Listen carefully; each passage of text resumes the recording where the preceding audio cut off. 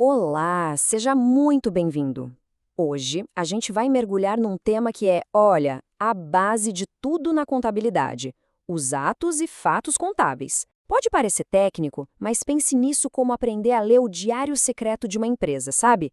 Cada página, cada lançamento revela um pouquinho da sua história e, claro, da sua saúde financeira.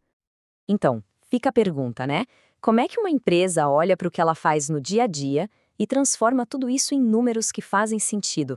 Pensa bem, desde assinar um simples contrato até pagar um fornecedor, tudo precisa ser classificado.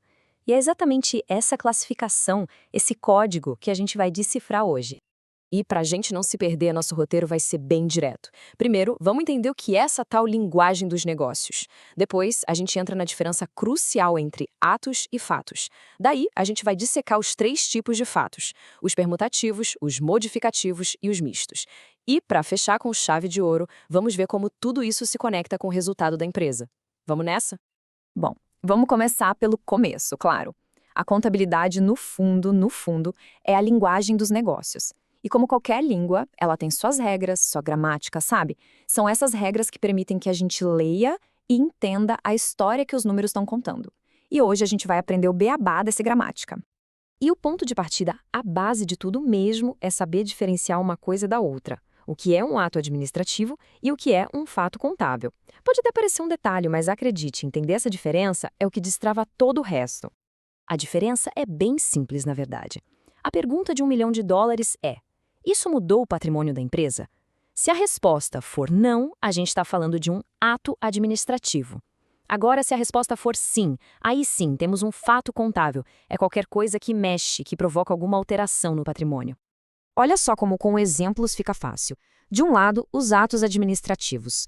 Pensa em assinar um contrato ou contratar uma pessoa nova. São coisas super importantes, claro, mas naquele momento exato, o patrimônio da empresa não mudou um centavo. Agora, do outro lado, os fatos contábeis. Comprar um carro, pagar os salários, pronto. Aí sim, o patrimônio foi alterado na hora. Certo. Agora que a gente já sabe identificar um fato contábil, vamos mergulhar no primeiro tipo deles, o fato permutativo. O nome já dá uma boa dica, né? Pense em permuta, em troca. É exatamente isso, uma mudança na qualidade do patrimônio, mas sem alterar o valor total dele. Basicamente, no fato permutativo, a gente troca um elemento do patrimônio por outro. Pode ser um bem por outro bem, um direito por uma obrigação. Mas o ponto principal é que o valor do patrimônio líquido, o famoso PL, fica intacto, igualzinho. É como se as contas dançassem, trocassem de lugar, mas o valor total da festa continua o mesmo. O exemplo mais clássico de todos é a compra de um carro à vista. Pensa comigo. A empresa tira dinheiro do caixa, que é um ativo, para comprar um veículo, que também é um ativo. Ou seja, só trocou um ativo por outro. O valor total dos ativos não mudou, só a cara dele. Menos dinheiro, mais carro. Agora, e se a compra for a prazo? A empresa compra a mercadoria para estoque, então o ativo dela aumenta.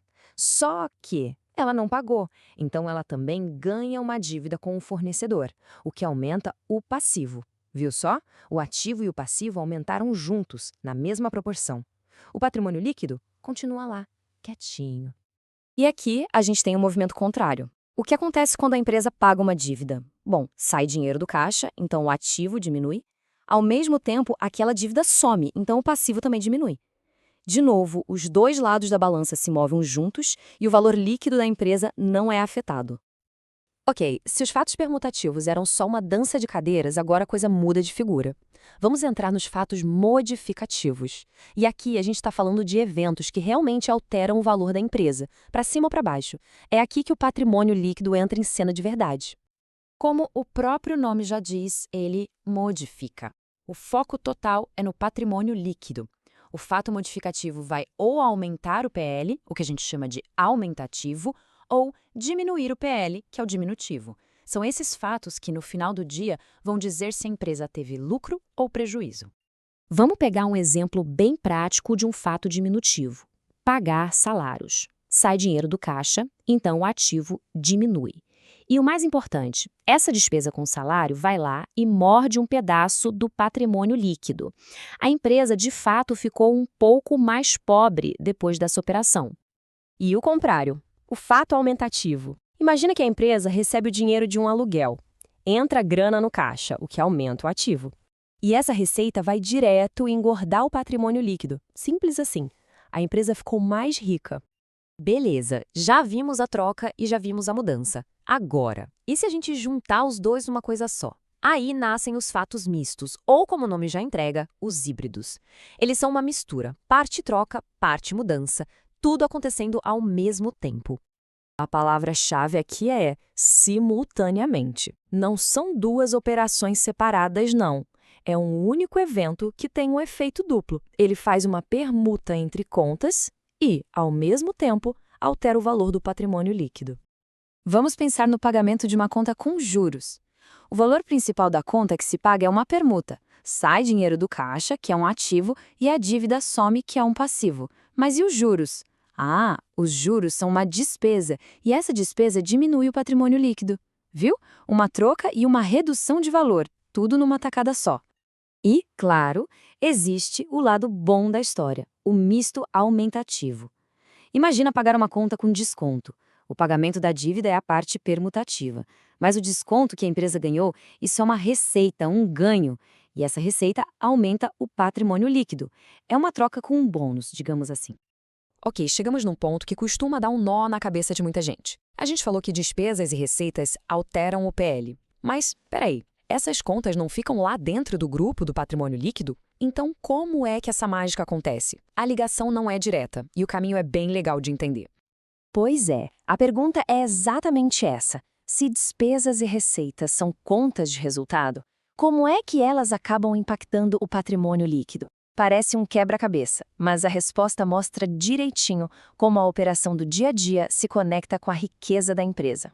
O processo tem o nome chique, apuração do resultado do exercício, ou AR, e funciona em 3 passos simples. Primeiro, ao longo do ano, a empresa vai juntando tudo o que é receita e despesa em suas contas separadas. Segundo, quando o período acaba, a gente zera todas essas contas e joga o saldo delas numa conta-ponte, a tal da ARE. E terceiro, e mais importante, o resultado final dessa conta, que vai ser o lucro ou prejuízo, aí sim é transferido para dentro do patrimônio líquido. É essa ponte. Então, para a gente amarrar tudo e não esquecer mais, fato permutativo é só troca, o PL não se mexe. Exemplo, comprar um carro à vista. Fato modificativo, aí sim, o PL muda, para mais ou para menos. Exemplo, pagar o salário da galera. E o fato misto? É o combo, uma troca e uma mudança no PL ao mesmo tempo, como pagar uma conta com juros. Simples, né? E agora, a reflexão final. Sabendo ler essa gramática básica da contabilidade, que tipo de história será que a gente consegue descobrir por trás dos números de uma empresa?